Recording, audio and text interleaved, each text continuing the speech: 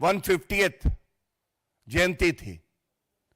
क्या सीख थी भगवान बिरसा मुंडा की कि अपनी माटी के लिए हम प्राण न्यौछावर कर देंगे, और किस तरह से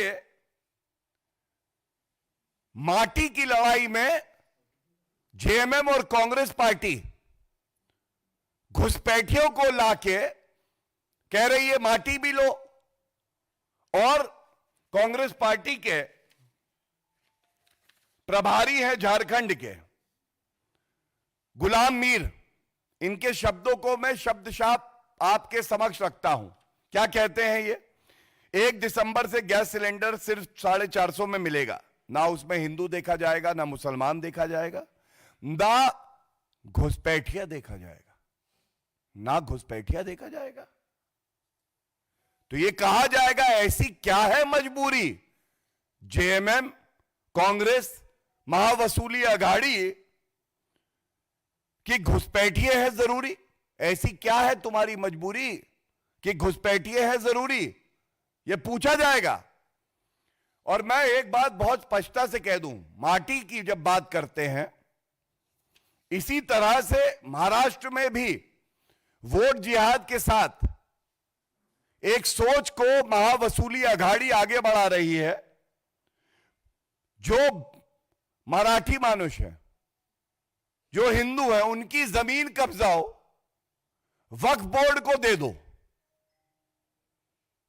तो चाहे वो महाराष्ट्र हो चाहे झारखंड हो, जमीन लो, भारतीयों की लो, और घुसपैठियों को दो और वक्फ बोर्ड को दो, और कोई उफ नहीं कर सकता है। यह सोच जहरीली है, और इस जहरीली सोच को यहां पे उजागर करने का काम हमारे जिम्मे है। हम पुरजोर तरीके से इस बात को उठा रहे हैं। और एक बात मैं जरूर कहूंगा, झारखंड में भारतीय जनता पार्टी ने बिल्कुल स्पष्ट कहा है, माटी, बेटी और रोटी ये मुख्य मुद्दे हैं।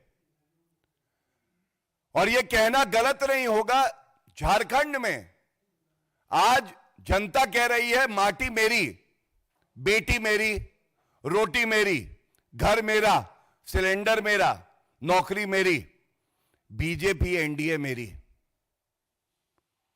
हमारे अंगने में तुम्हारा क्या काम है घुसपैठिए? क्या काम है तुम्हारा? और अगर वहां की जनता बीजेपी और एनडीए को अपना मानती है, और जेएमएम और कांग्रेस ये सोचती है कि घुसपैठिए उनको हैं, तो ये विचारों का जो युद्ध है ये हमें कबूल है, ये हमें मंजूर है, ये लड़ाई लड़नी पड़ेगी। हम लोग झारखंड के निवासियों के साथ हैं, अनुसूचित जनजाति के जो भाई बहन हमारे हैं, पिछड़े वर्ग से आते हैं, उनके साथ हैं, और घुसपैठियों के साथ कोई है तो वो जेएमएम और कांग्रेस पार्टी। और कांग्रेस पार्टी के ही 55 साल जो सत्ता में रही केंद्र में, ये सर्वोच्च न्यायालय का फैसला है जो कहता है 2 से 3 करोड़ घुसपैठिए आते रहे, क्योंकि सरहदों पे कोई व्यवस्था नहीं बनाई। इनको लगता था घुसपैठिए आएंगे तो वो हमारा वोट बैंक बनेंगे। और ये जो परेशानी है, बिल्कुल स्पष्टता से बता दूं, 20 सितंबर 2024 को झारखंड हाईकोर्ट का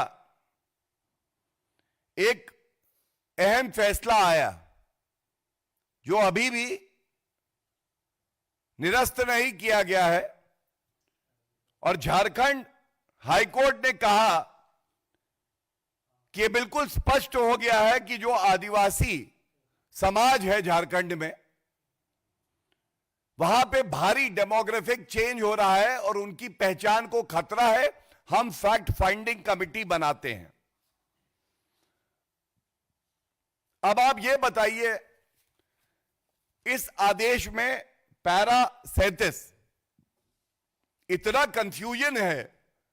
भ्रष्टाचारी हेमंत सोरेन की सरकार में जब जवाब मांगा गया सरकार से भी और तमाम जिला अधिकारियों से भी। तो जिला अधिकारियों ने तो दबाव में जवाब दिया कि ऐसा कुछ घुसपैठ नहीं है, डेमोग्राफिक चेंज नहीं है। तो भाई सरकार का जवाब भी यही होना चाहिए था। लेकिन सरकार ने कहा, और मैं पढ़ देता हूं, The state has accepted the issue of infiltration by stating that the infiltrators are getting entry from the neighboring states, and as such, for the purpose of remedial measures, a consultation with the central government is required.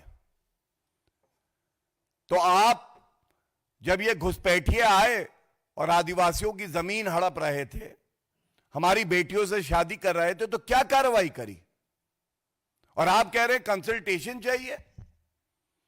Consultation करने के लिए आपके पास पर्याप्त समय था, लेकिन आप घोटाले कर रहे थे।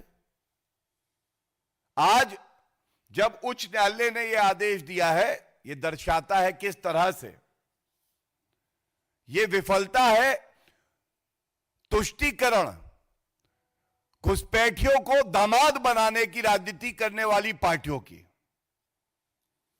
और इनकी सोच, जब उत्तर प्रदेश के मुख्यमंत्री आदरणीय योगी आदित्यनाथ जी कहते हैं बटोगे तो कटोगे, तो इनको बड़ी पीड़ा होती है।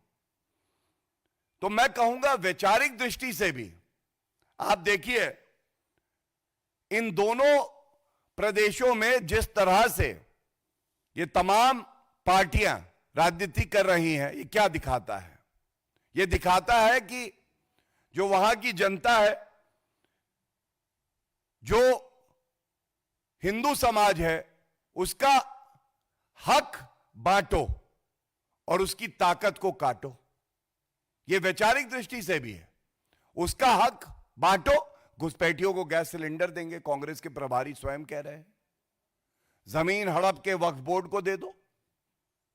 इसका मतलब एक नागरिक का हक छीनो और घुसपैठिए को दे दो। दूसरा, वोट जिहाद। वैचारिक दृष्टि से जो नागरिक हैं, जो हिंदू हैं, जो बहुसंख्यक हैं, उनका वोट बांटो और इनकी संस्कृति को काटो। इनकी जो सोच है, इनकी पहचान है, उस संस्कृति को समाप्त कर दो। यह बात स्पष्ट हो जाती है जब तमाम उलेमा हो, all India Muslim personal law board हो, मौलाना हो, ये सब बाहर आते हैं और कहते हैं सारे मुसलमान एक हो जाओ। आज इस मंच से बड़ी जिम्मेदारी से इलेक्शन कमीशन ऑफ इंडिया से, माननीय सर्वोच्च न्यायालय से यही अपील है, कोई भी पार्टी हमारे महापर्व को, चुनाव का महापर्व जो है, उसको प्रदूषित ना करे।